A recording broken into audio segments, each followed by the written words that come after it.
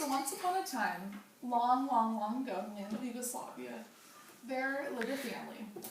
And this family was named the Vasinoviches. And so this father, he had 4 sons, and they're very strong Catholics, and he wanted to have at least one of his sons become a priest.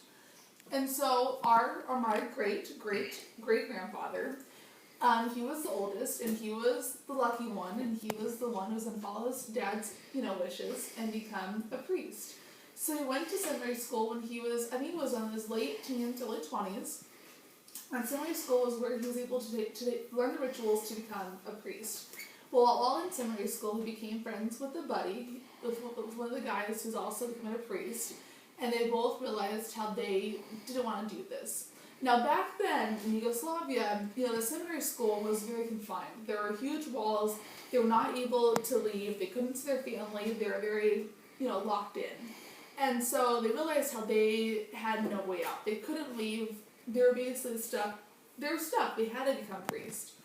So the night before they're going to become ordained, they realized how this is their last chance. What if at least we can do is try to jump the walls. If not, the rest of our life we'll be stuck with no woman, and we'll be priests. So the story goes that night, what they did is they jumped over the walls, and we don't know. It's kind of a folk tale in our family. We don't know how that happened because those walls must have been huge if they're confined in the seminary school. So after they jumped off the walls, they went down to the water, the sea, and that's where there was a boat that was taking people through Ellis Island to the New World.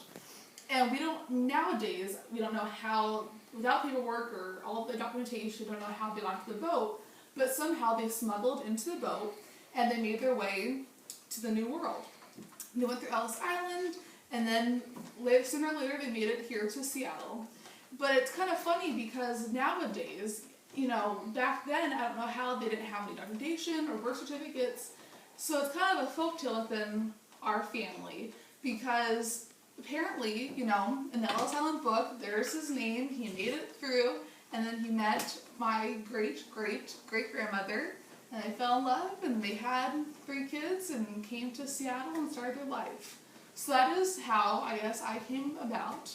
And that's my little life story of how my great-great-grandfather was going to become a priest. But he left and escaped.